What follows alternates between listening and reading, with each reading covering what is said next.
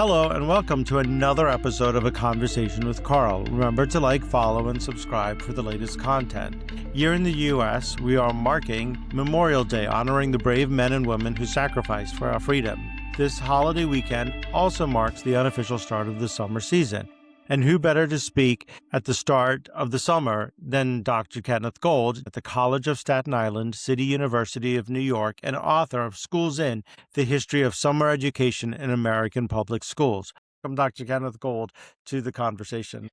Thank you so much for being here. Oh, I'm delighted to be here. Thank you for inviting me. School kids love the summer solstice because it signals the start of the summer break. Many accept that the origin of summer vacation is tied to children needing to work on farms. You argue that's not 100% the case. What are the global origins of this tradition? I could speak more about the American origins than the global origins, but basically, if you were thinking about the idea that an agrarian society had effect on when school was in session, that would explain the school calendars that existed previous to the one that we're all familiar with. So if you went back in time to America in, let's say, 1830, you would not see any standardization around the school calendar. Different areas are doing different things, but there are a couple of basic patterns. The first is that rural areas and sort of versus urban and larger towns have very different patterns of schooling. And the one thing they have in common is that they all open their schools during the summer. In rural areas, school years were very short, and there was generally a short winter term and a short summer term. And the winter term tended to attract the older kids, and the summer term tended to attract the younger kids, because the reality is that farming was a 3-season labor-intensive work. And so there was no school in the spring where things might be planted. There was school, but many older students didn't go in the summer, and there was no school in the fall when, generally speaking, harvesting took place. Winter and summer terms. In the cities, which also, as they started to set up systems of education, tended to run them year-round, with maybe a few weeks off after each quarter. So some areas would have a month off, but some areas would have 4 quarters, basically fall, winter, spring, and summer, and there'd be a week off in between. And so if you're actually counting school days and remembering that today the norm in the United States is 180 days, you might go into New York City and see that in 1842 it had over 240 days on average of school.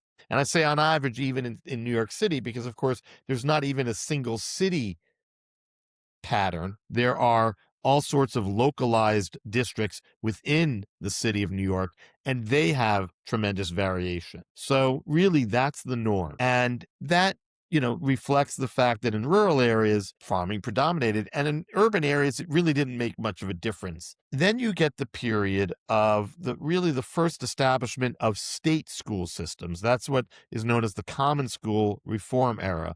And the most famous of those reformers is Horace Mann, but Henry Barnard was another one, John Pierce in Michigan, Calvin Stowe, related to Harriet Beecher Stowe, also in the Midwest. And these reformers were really trying to create systems of public education. And so one value in their heads was, we need standardization, right? They're very uncomfortable with not just the variation between rural and urban areas, but even the variation within rural areas or the variation between cities or within cities. And this pertains to all sorts of areas, not just variation in the structure of the school year.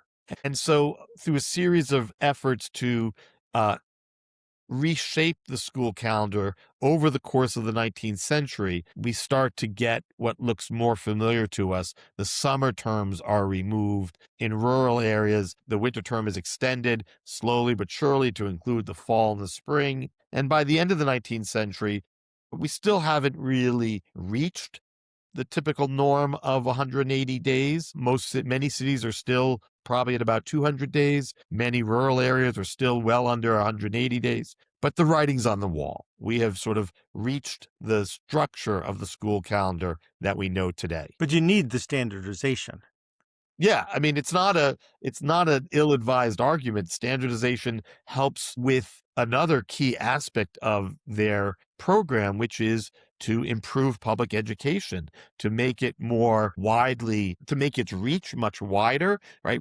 We talked about when school is open, but it's worth remembering that there's no compulsory attendance. So the fact of the matter is, attendance rates, if you used a sort of a 20th century notion of attendance rates and it matters, they're awful. And in fact, they're worse in the cities because the city schools are open for so many days. Most kids are only going for a fraction of those days. Our schools have fewer total number of days. The attendance rates are a little bit better in the 19th century. And if you're applying for jobs in and you're applying to college after you've finished high school, you need a standardization system, because if you're going to Columbia in New York City, or you're trying to go to Stanford in California, and you want to make sure that they've all going through the same kind of system. So you can judge the kid in Minnesota by the same way you're judging the kid in Texas and the kid in New York. Understandable. Though that's larger, I mean, I would link that to sort of more first half 20th century concerns and things that lead to your point, like the SAT, which is again a way for the universities. We have to remember in the 19th century, even the earliest high schools is not a mass institution, right? The vast majority of kids, not only are not attending regularly, they're not going very many years. And the vast majority of kids are not going to the earliest high schools. The period during which high school attendance rates grow is essentially so that by the end, it is really a mass institution, is the first half of the 20th century. And you talk about vacation schools. What are these? So vacation schools arise really out of the success of the school calendar reform. So if you think about the 19th century as leading to the elimination of formal schooling in the summer, by the end of the 19th century, as cities are experiencing a massive wave of immigration, far larger than what had preceded in the previous decades. And not only is it larger in sheer numbers, but it is expanding the ethnic makeup of the American population, because it's really the first large-scale arrival of European immigrants from Southern and Eastern Europe. So this is the sort of the time period, let's say roughly 1885 to 1914, where hundreds of thousands of Italians and Russians and Poles and Greeks and Jews are coming to this country. And so in the cities, you have the beginning of some real kind of tension between what we might call the native white Anglo-Saxon Protestant middle class and the sheer arrival of large Eastern and Southern European working class residents. And so these middle class reformers, starting in the late 19th century, are now looking at cities in the summer in terms of kids. They don't like what they see. And they frame it in one of two evils or ills. The first is idleness, right? These are kids that have nothing to do in the summer. Maybe some of them are working, but we're already at the beginning of the introduction of child labor laws. Maybe, or if they're either idle or they're getting into trouble, right? They're either doing nothing or they're doing things that they shouldn't be doing. And so the vacation schools were initiated largely by private philanthropic efforts to essentially give some kind of educative experience to the immigrant working class in cities. Yeah, and you also talk about the bureaucratization of summer education in the 20th century. Can you tell us more about this? Sure. So that's kind of the next transformation. The earliest vacation schools were by design disconnected from the rest of the curriculum. And this is intentional, right? Part of another reason for the creation of summer vacation was a very powerful belief that not just psychologically, but really for medical reasons and for good health, kids and teachers needed a break. And that's also part of what summer was designed to provide. And so the earliest vacation schools, as they're essentially saying, but we do want a program in the summer, had to go out of their way to dispel concerns that this was going to be taxing on kids. And they did that by saying, no, our programs are not academic. They're grounded in the outdoors. They're grounded in experiential learning. They're grounded in our ability to try new innovative techniques, but it won't be school as we know it. And I use this term summer schools. Over the first, let's say, 30 years of the 20th century, most of these vacation schools morph into summer schools. And by summer schools, I mean what most people think of them even today, which is when you fail math or any course, you go to summer school to make it up so that you don't fall behind your grade. Alternatively, fewer number of kids initially use them to get ahead, right? If there's pressure on you to graduate early, if you're starting, you want to go to high school, right? You're the first in your family trying to do that, but you need to get into the workforce ASAP. You keep going to school in the summer so that you accrue enough credits that maybe you can graduate early. Or you're going to go into the workforce at age 14 and you go to summer, or age 16 and you go to summer school to accrue as much credit as possible, just so that you have the strongest credential as possible. So the systems, as they started to turn, what they tended to take over the vacation schools from these philanthropic organizations, because the private entities wanted the public schools to run them, because in their minds that meant that they had sort of arrived, that these would be a fundamental part of schooling. But part of the process of taking them over was to also transform them to serve the needs of schools, which were, and that's what I sort of call the bureaucratic needs of schools, is to sort of have students pass through and complete, grades, years, or, an entire school program and get a diploma. A question that's coming into my mind as we're talking here: where are kids now when they get into college? Are kids prepared? Are they not prepared? Or do we have to change the way the middle school and high school is run? Well, I'll answer that in terms of the school calendar. What I can say is, when there are people that argue for changing the school calendar in a way that eliminates the summer term, the vacation, they're basing it on a very real body of research that has demonstrated what some call summer learning loss, others call summer setback. But it actually demonstrates sort of what teacher lore has always said, right? How many of us went to school, and if you remember your teachers in September, kind of throwing up their hands and saying, I can't believe how much you forgot over the summer. I have to start with reviewing what you did last year, right? If that sounds familiar from words of a teacher, there's actually research that shows that for many students, there is summer learning loss. That that during the, September to June, there is learning and growth that can be measured.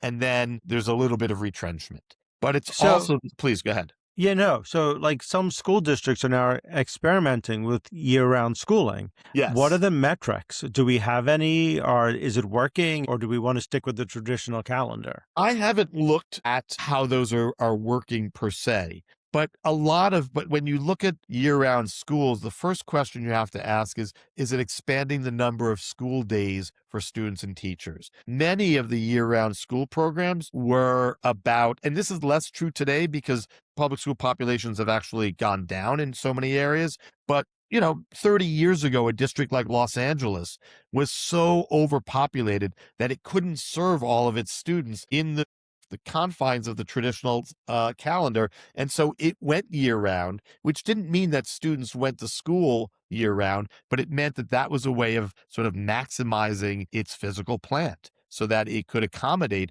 all of those students. It's much more rare, and you probably are more likely to see this among charter schools, which often have generated private funds in addition to what they get from the public entities. That part of their program is that we're going to have 200 days of schooling. We're going to go into beyond the traditional school calendar, and in those schools, you can make an argument that one thing that they may be accomplishing is reducing or eliminating summer learning loss. I should add that summer learning loss is not universally experienced. It is very much class based, and to the extent to which class and race are so correlated in this country, therefore race based. In other words, middle class and affluent kids, even if they're not in school, their family's financial security is enabling them to do activities that are educative, even if they're not formally schooling. a trip abroad for 2 weeks and you're dragging your kids to museums. They may not like it at the time, but there is all of those things that they might be doing has residual learning results. And so learning loss doesn't affect everybody. It primarily affects those from the lower income strata of this country. And I would say many important parts of our economy revolve around kids being out of school during the summer. You have summer Absolutely. camps, you have summer programs, you just mentioned the travel industry. So, how does outside pressure play a role in the education schedule? It definitely plays a role in it. I mean, you have all those economic interests. You have people's natural, I would say, not natural, but, the sort of aversion to change. You have the reality that even if you don't have those economic interests, there are fundamentally, some formative family experiences, whether you're wealthy or not, still occur in the summer. And I would argue that, and I do it towards the end of my book, that summer has sort of become entrenched culturally, right? It's a big part of what we have. There's work slowdown, right? Think about all the professions that typically, I'm not just talking about teaching, all the professions where typically you take off time in the summer if you can, because there's a slowdown of work. I do think that there are powerful voices that would not want change. And I can tell you, when my book first came out, I heard from, I don't know, half a dozen individuals. These weren't even people with economic interests. These were citizens who were finding out that there were entities in their local school district who were pushing for school calendar reform in ways that reduced or eliminated the summer. And what they wanted to know from me is, how could my book, or what I argue or found in my book, help them stop those efforts? Do you think we should be going to school to around? No, I do think we should be thinking of ways. I think the equity issue, though, is important. We should be thinking of ways in which all kids have access to educative experiences in the summer. I just don't think they need to take place in school. Well, I think camp's a very important thing. Being away from your parents, learning how to take care of yourself, making decisions on your own for the very first time. That's right. That's right. There's all sorts of residual benefits from that. I'm a camp person. I grew up Mm. going, sent my kids, and and many camps are not entirely recreational. Like that, there is programming that is educative. So Um, yeah. are there challenges recruiting teachers for summer school? Well, not when I was teaching. Summer school, involved extra pay. Teaching is it's a comfortable compensation package when you think about all the benefits, but the salary itself is not huge. It's a middle class salary, and many families, particularly in expensive urban areas, if they have, two teachers or a teacher, struggle to provide everything they would like to provide for their kids. And so many teachers take on extra work during the summer. And for many of those teachers, they would just assume do their regular profession and teach summer school. And also because summer school obviously is not offered in every location, I've not heard, and I've not seen data, so there could be, but I've not heard of any shortage of teachers looking for that work. This goes back, 30 plus years. But when I was teaching, I would have loved to have gotten a summer school teaching position, and I couldn't because I was a rookie and there were plenty of people ahead of me. Now, when we're talking about summer school, because usually a session is what, about 6 weeks? About Do they do the same material that they do? And if you're taking like algebra, or you're taking, or English, are you going to get the same work that you're going to get for that 6 week period that you're going to get in I guess a year, 180 no, days? no. How could you? What you try to do, and honestly, this pertains even in higher education. I've taught summer courses on and off for much of my career. And the reality is, even if the total amount, well, I won't use the higher ed example because at least there, the total amount of seat time is the same. And really the issue is how compacted it is, right? Even if you have students for a 3 credit class for 45 hours, you can do more with those 45 hours when they're spread out over 4 months rather than 6 weeks. But in the case of, K through 12, they're not even having the same amount of seat time of, so you have to make tough decisions about what to really emphasize. On the other hand, right, you are teaching kids for the most part who have already experienced this content to some degree. They just didn't master it. And so you do the best you can. You cover the essentials. Maybe you use your time even more efficiently because you have less time. But you just do the math, and there's no way you can do cover everything. But learning is more than just coverage. So that's not necessarily a weakness if the time is used better. And we're talking about 180 days, as we're saying a school year is Yes. typically 180 days. And then when you look at places like I know in Arizona, because it gets so hot during the summer, they shut down early Uh-huh. and then they start back up in August usually. Even though it's still the summer vacation, they're still getting their 11, 12 weeks off. Yes. Right. So when we're looking at 180 days, is there a reason that we use 180 days? There's no formal reason, and in fact, it always amazes me, right? It shows you, given that we don't have a federal or a national system of education, right? It's amazing, right? Sure, there are differences between the states in terms of schooling, but I always focus on just how much similarity there is, given the fact that, these all developed on their own, but they're all influenced by each other. I think the 180 became a sort of it was sort of a meeting in the middle. You had to reduce the urban terms. You wanted to expand the rural terms. It kind of, met at 180. But I don't think there's anything inherently superior or and inherently sort of more rational about 180 days than say 70 or 190. I would say that the more you pay for school, the less you go. So when you get to college, you go Uh-huh. much less than when you're Uh-huh. in high school. Yeah. I've heard that too. I mean, obviously there's some truth to that. Though again, I would say the older you get, the more you can the more you structure things so that much of the learning can occur outside of your classroom. So you may be going to class less, but you're still doing things outside of class that are required for the class and is a big part of your learning. And in fact, at the younger years, there's been a little bit of a backlash against homework because a lot of the research on homework suggests that it doesn't really add much. See, I don't understand that because I always think that if you're learning math, you need to do it over and over again until you grasp that. You have to memorize the periodic table. You have to memorize it, and that takes you have to sit there and learn. You have to memorize your multiplication tables. You're not going to learn that just by going to school. Yeah.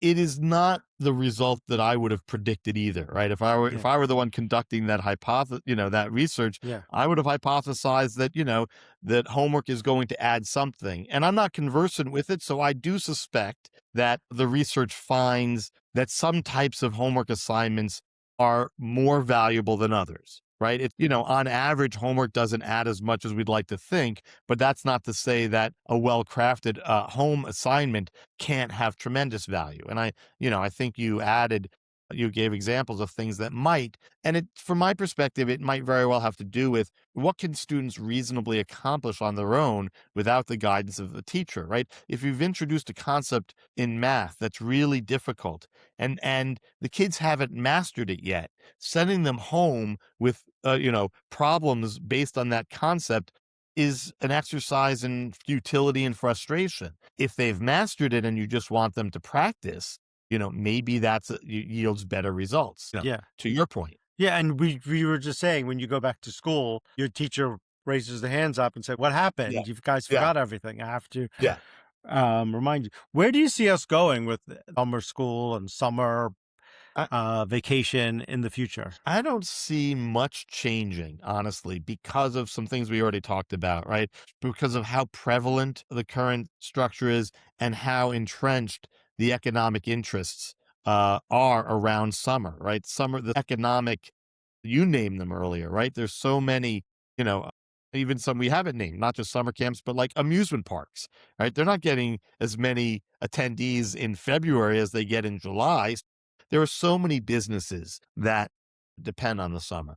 That said, and I've been saying this to my colleagues all the last 2 years, I think the great unknown is artificial intelligence. And I think that artificial intelligence is something that can and probably will thoroughly upend the way we do the way at the K through 12 level and in higher ed. And so if that or when that happens, it may have uh, an impact on the seasonality of schooling as well. But it's That not was in any way that I could predict. my next question to talk to you. How do you see AI changing everything? And I think it's going to me, I think it's a tool that needs to Right. be, people need to learn how to use it and still be able to think for themselves. Exactly. And that's exactly what we struggle with, because we worry that students are using it as a tool to avoid having to do the thinking for themselves. So I think, and here I'll focus on higher ed because it's what I know better in terms of AI, but I'm sure there are parallels and implications for K through 12. In terms of learning how to sort of use AI, I think my college has a committee on general education, right? And general ed is the sort of the distribution requirements that you take, largely prior to declaring and pursuing a major. And so, all gen ed has learning outcomes, and clearly we need to figure out a way that somewhere in our gen ed system, we are preparing students to use AI effectively and ethically, right? If AI is just a vehicle for submitting, artificial intelligence produced work and language as your own, I think there are ethical issues about that. In my, issue as a teacher is, I give assignments and I'm grading right now, and I can read something and say, I suspect this might be AI written, but I can't demonstrate it because even the AI detection software is not accurate enough. The one thing I won't do is accuse a student of AI of plagiarism without actually being able to approve it. And in the day of plagiarism as copying from someone else or copying from a book or copying from a site on the internet, I could literally prove it. Confronting a student with, here's what you wrote, here's what I found on the internet or on page 37 here.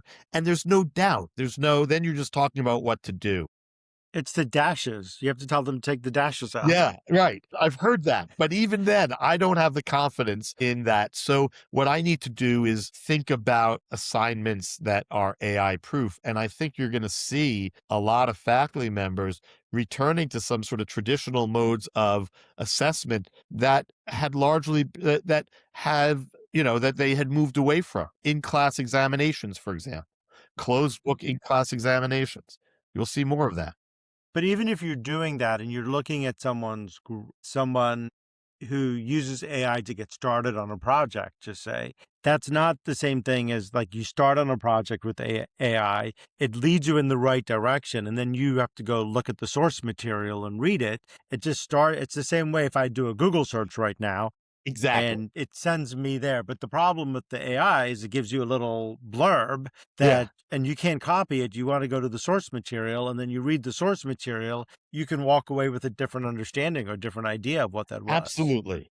Absolutely. And part of what we're doing is many of us are now including language about AI on our syllabi that kind of will say, these are appropriate and useful. You almost would be stupid not to use it in these kinds of ways. And then sort of saying explicitly, but this is, not only unethical, but it's counterproductive to your own growth and development as a thinking human being. Yeah. So we're really trying to be more explicit for students and provide guidance. And as we wrap up here, is there anything I should have asked you that I didn't ask you? That's always my favorite question, too. One other factor in terms of the standardization of the calendar had to do with the reformers' desire to turn teaching into a profession. You would not have looked at teachers in 1840 and said, wow, they're members of a powerful and, a clear profession. And that is something that the reformers wanted to change. And a big part of that was expecting teachers to go and receive some kind of pedagogical training. And even before, there were expectations of going to college and getting a degree, carving out the summer enabled many entities in the second half of the 19th century to offer summer institutes for teachers. And so some of the earliest forms of teacher training for many teachers were to attend a summer institute. So that was But another goal of eliminating the summer from the calendar. but we would need that because Yeah. if you're going to teach everyone, we should have a certain standard Well, that's what because yeah. And there was, teaching was a very transient profession, transient occupation. People did it for, very few years. I always amaze my students. I will show them some data from a Michigan school report from the 80s in which they've created a column to show the number of years that teachers have worked, and you can get a sense of their longevity. And I'll put up a column without numbers, and I'll say, okay, we have 4 columns. How do you want to divide the years? Should column 1 be you've taught from 1 to 5 years, column 2, 6 to 10? And, I have them write it out, and then I show them the actual table, which is basically column 1 is 0 to 1 year, column 2 is 1 to 2 years, and column 3 is more than 2 years, yeah, because that's how transient the yeah. occupation was. Thank you, Dr. Ken Gold. Thank you so much for joining me today. The book is Schools In: The History of Summer Education in American Public Schools. As always, let me know what you think. Put your thoughts in the comment section. And until next time, everyone, be safe. Thank you very